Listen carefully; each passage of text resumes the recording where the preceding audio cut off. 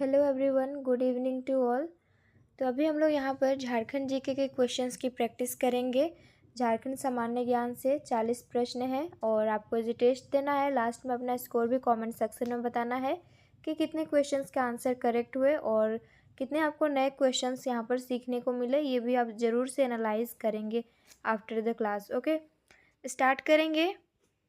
Question number first है यहाँ पर, संथाल विद्रोह से प्रभावित क्षेत्र कौन सा था?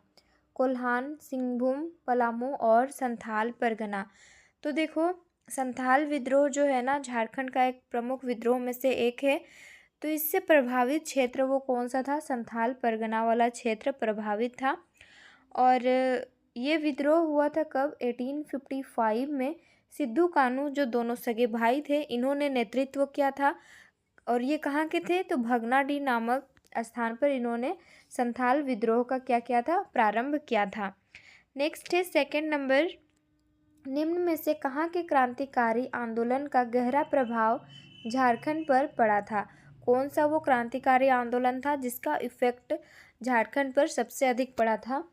मिजोरम, नागालैंड, बंगाल या फिर असम या फिर बंगाल है। तो राइट आंसर हमारा होगा ये बंगाल के क्रांतिकारी आंदोलन का सबसे अधिक प्रभाव कहाँ पर पड़ा था? यहाँ झारखंड वाले क्षेत्र में पड़ा था। नेक्स्ट है थर्ड नंबर, 1857 के विद्रोह में अपना सर्वस्व न्योछावर कर देने वाले टिकैत उमराव सिंह एवं शेख भिखारी को कब गिरफ्तार किया गया? राइट आंसर इस क्वेश्चन का होगा 6 जनवरी 1858। ऑप्शन बी करेक्ट आंसर होगा। और ये जो सीरीज चल रही है ना मॉडल प्रैक्टिस सेट की झारखंड जीके की, आप लोग इसमें कंटिन्यू बने रहना। बहुत सारे क्वेश्चंस यहाँ पर रिपीट भी होंगे जिससे आपका बहुत ही अच्छे से प्रैक्टिस हो जाएगा, है ना। मल्टीपल टाइम रिवीजन करेंगे तो क्या होगा, बार बार अगर रिपीट होगा क्वेश्चन तो वो हमेशा के लिए याद रहेगा। तो हम लोग अवॉइड नहीं कर सकते हैं, एग्ज़ाम भी आने वाली है। तो आप अपने प्रिपरेशन में कंसिस्टेंसी को मेंटेन रखेंगे जिससे आपकी तैयारी बहुत ही अच्छे से होगी। नेक्स्ट है, मुक्ति वाहिनी सेना के संस्थापक कौन थे? ठाकुर विश्वनाथ शाहदेव, पांडे गणपत राय, भवानी राय और शेख भिखारी।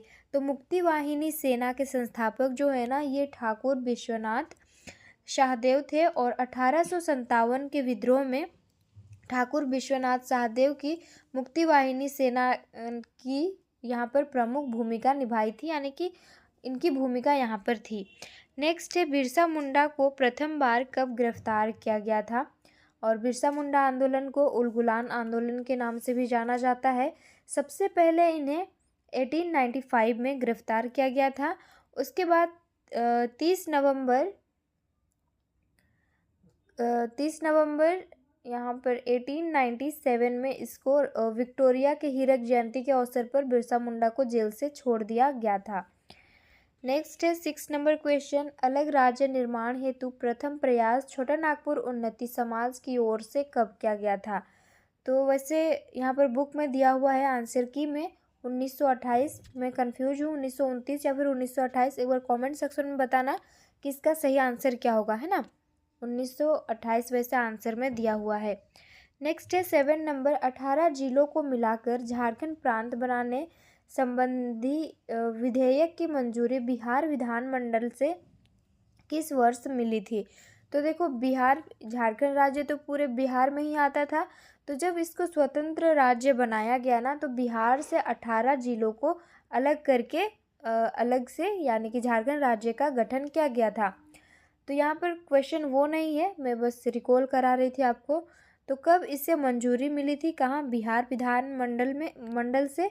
तो राइट आंसर इसका होगा ऑप्शन यहाँ पर ऑप्शन सी होगा, जो कि है 25 अप्रैल 2000 को। और 15 नवंबर 2000 को अस्तित्व में आया था, यानी कि पृथक राज्य गठन हो गया था झारखंड जिसका नाम रखा गया। नेक्स्ट है, चतरा का खोचा बनारू क्यों प्रसिद्ध है? यह चतरा का सर्वाधिक सुंदर, आकर्षक और मनोरम स्थल है। चारों ओर नैसर्गिक वातावरण प्राकृतिक है और ए बी दोनों और इनमें से कोई नहीं। राइट आंसर हमारा होगा ऑप्शन सी। ए और बी जो स्टेटमेंट है दोनों ही करेक्ट हैं। 9 नंबर क्वेश्चन है, निम्न कथनों में कौन सा कथन असत्य है? जो रॉन्ग है उसे हमें टिक करना है। यहाँ पर पाठ क्षेत्र की ऊंचाई 600 मीटर है, लावा के बहने से राजमहल ट्रैप बना है। साहिबगंज का उत्तर पूर्वी भाग, पाकुड़ का पूर्वी भाग लावा जमाव का परिणाम है और इनमें से कोई नहीं।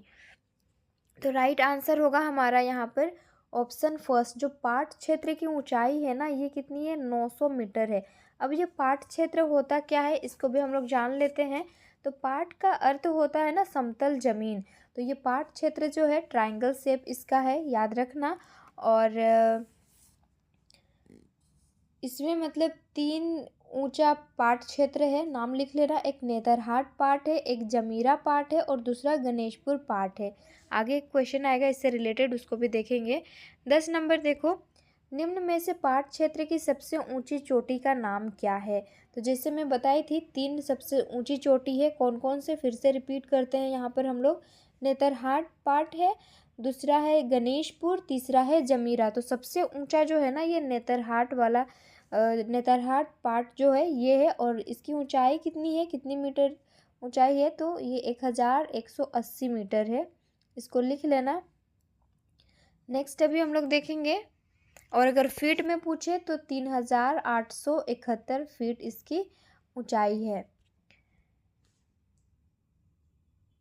नेक्स्ट है, ये 10 नंबर हो गया। 11 नंबर क्वेश्चन है, राजमहल की नुकीली पहाड़ियों को क्या कहा जाता है। दोन, टांड, टोंगरी या फिर इनमें से कोई नहीं।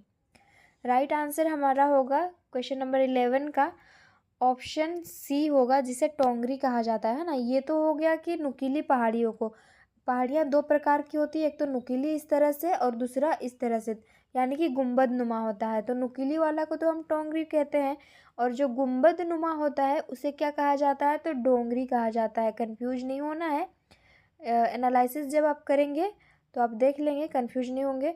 और एक बात आप लोग कमेंट करके बताएंगे, पीडीएफ आपको चाहिए कि नहीं चाहिए। अगर चाहिए तो आप लोग एक बार कमेंट करके बता देंगे, मैं आपको दे दूंगी। ओके, नेक्स्ट है 12 नंबर क्वेश्चन, झारखंड की एकमात्र नदी जो बरसाती नदी नहीं है, निम्न में से कौन सी है, कौन है। स्वर्ण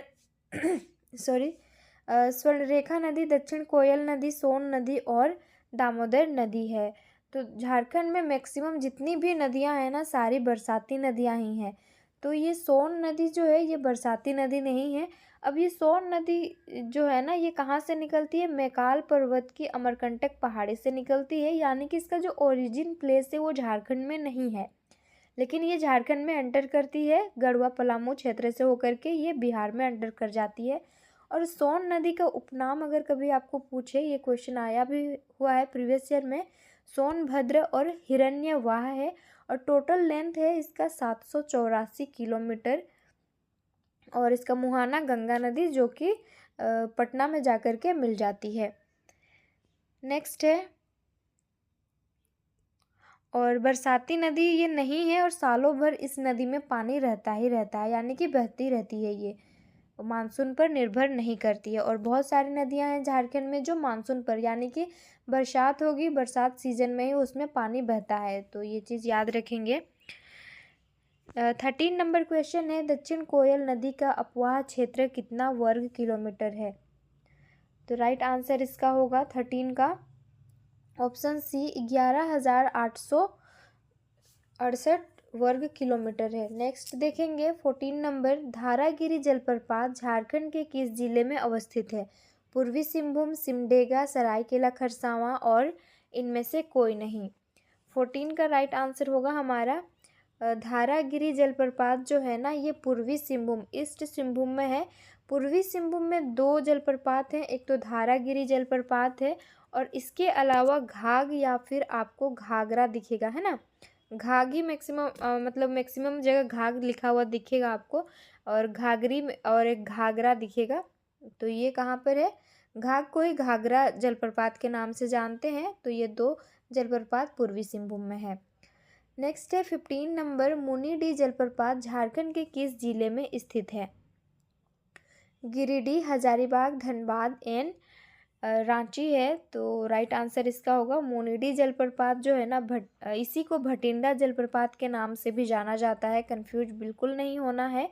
और ये जलप्रपात झारखंड राज्य के धनबाद जिले में स्थित है। ऑप्शन सी हमारा करेक्ट आंसर होगा। 16 नंबर क्वेश्चन, निम्न कथनों में सही कथन पर विचार कीजिए। शीत ऋतु का आरंभ नवंबर महीने में होता है, बिल्कुल सही है। इससे पहले मॉडल प्रैक्टिस सेट में हम लोगों ने किया भी है इससे रिलेटेड। और नेक्स्ट है बी नंबर, शीत ऋतु में यहाँ तापमान 15 डिग्री सेल्सियस से 21 डिग्री सेल्सियस के बीच में रहता है, यानी कि हमारा करेक्ट आंसर होगा ऑप्शन ए और बी दोनों ही सही हैं। 17 नंबर क्वेश्चन, खोंड जनजाति में झूम कृषि को किस नाम से जाना जाता है?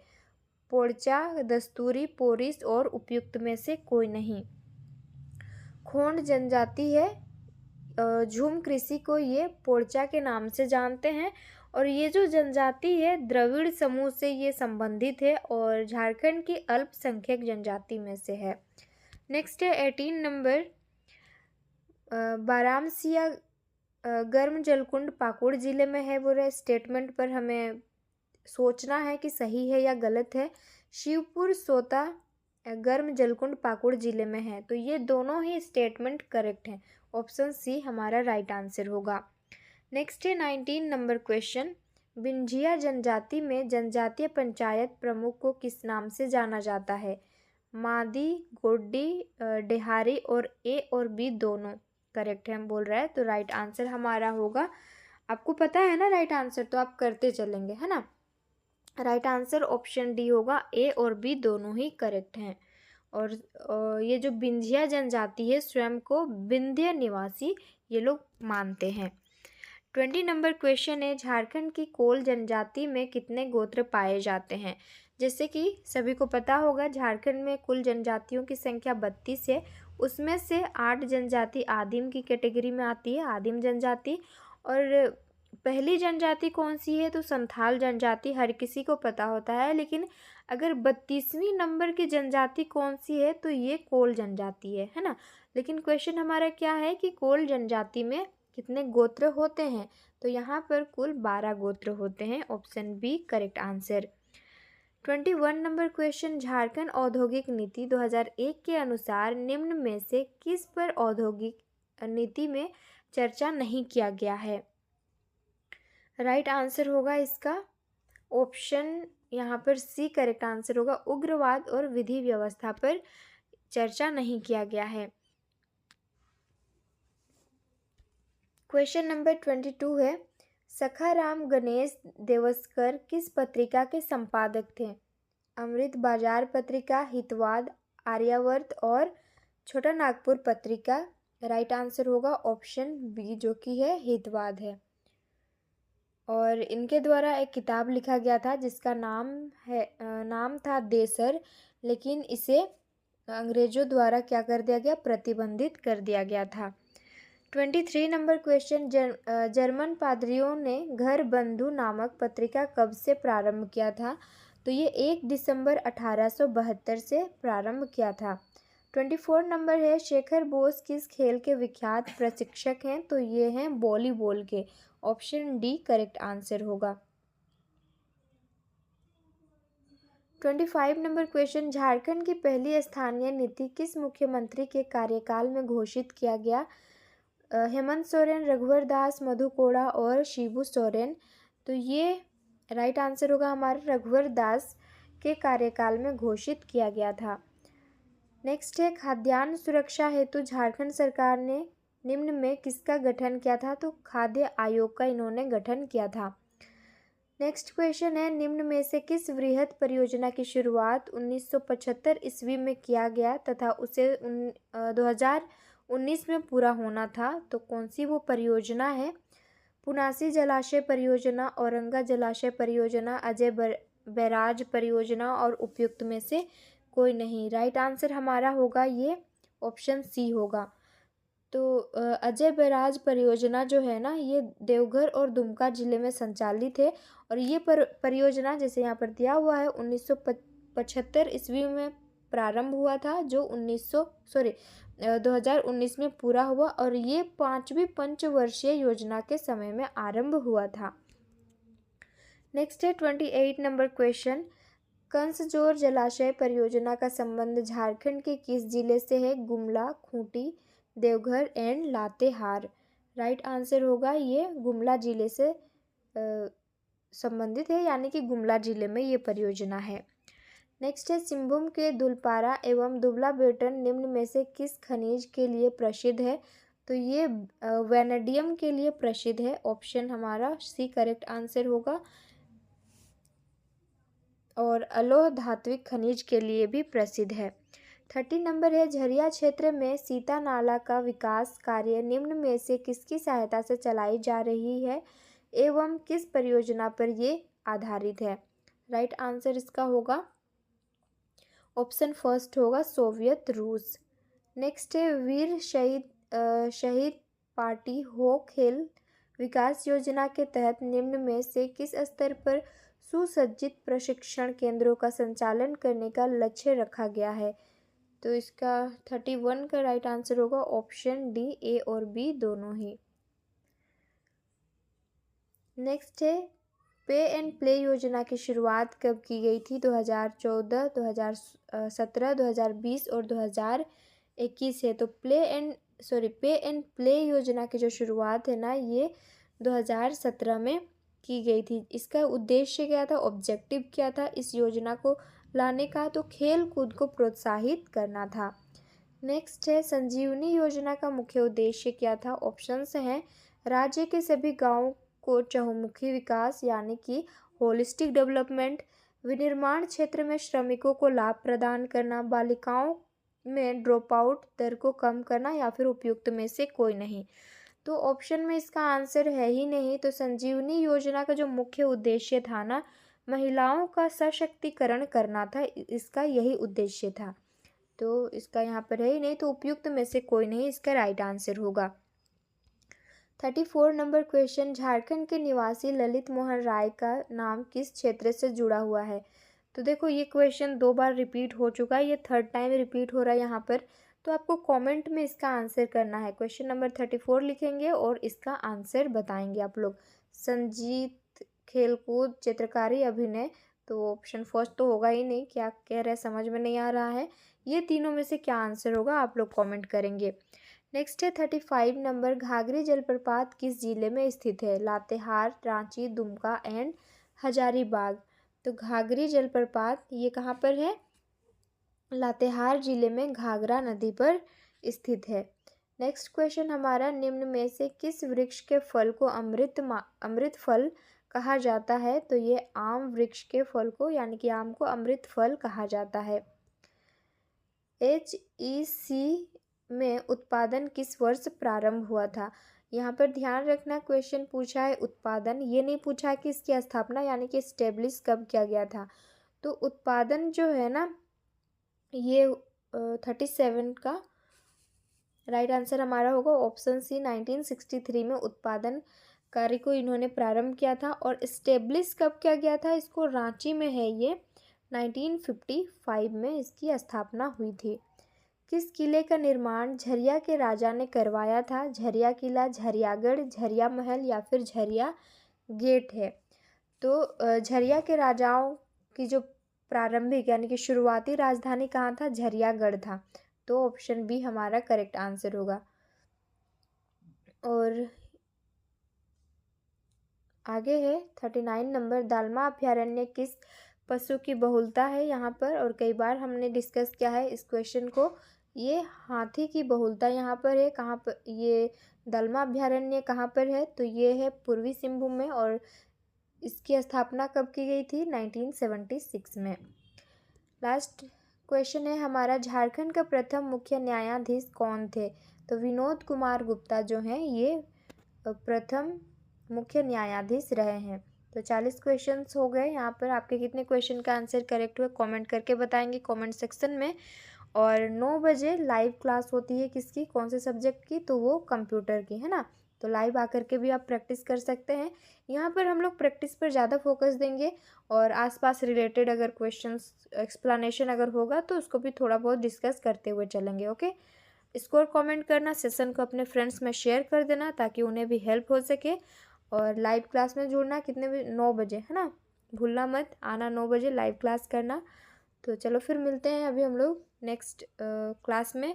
और हाँ, PDF अगर चाहिए तो कमेंट करके बताना मुझे ताकि मुझे पता लगे कि आप लोगों को नीड है, ज़रूरत है और आप उससे एनालाइज कर सकते हैं।